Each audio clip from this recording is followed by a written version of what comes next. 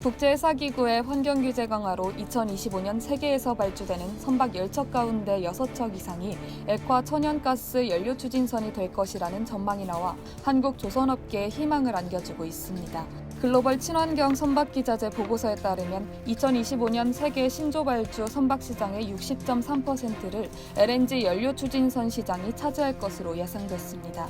조선해운 분석기관 클락슨과 세계 최대 선급 회사 로이드 선급 등의 자료를 종합해 LNG 운반선이 2025년까지 최대 1,962척이 건조되고 선박에 LNG를 연료로 공급하는 LNG 벙커링 선도 2016년 31만 3천 톤에서 2030년 320만 톤으로 10배 이상 늘어날 것으로 내다봤습니다.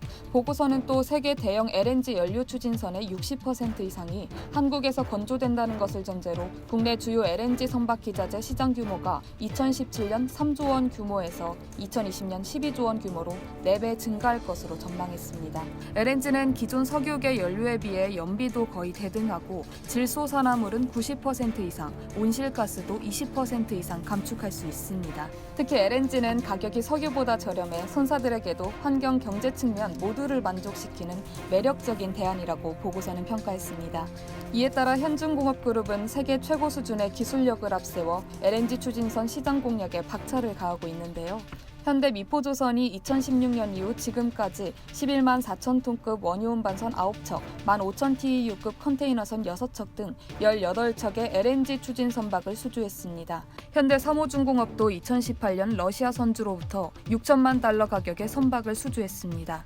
당시 동중의 원유 운반선의 선가는 4,350만 달러로 40% 이상 높은 가격입니다.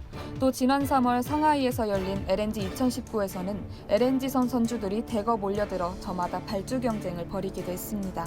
삼성중공업과 대우조선은 최고 경영자까지 나서서 전시회를 챙길 정도였습니다. LNG 연료 추진선 시장이 커지면서 친환경 선박기자재는 향후 5년간 2,500억 달러 규모의 시장 형성을 예상했고 관련 국내 시장도 2016년 약 2조 1천억 원에서 내년 3조 5천억 원 규모로 성장할 것으로 봤습니다.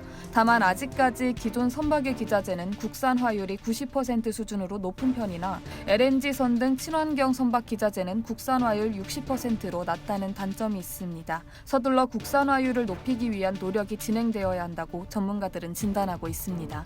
이상 여의도 튜브였습니다.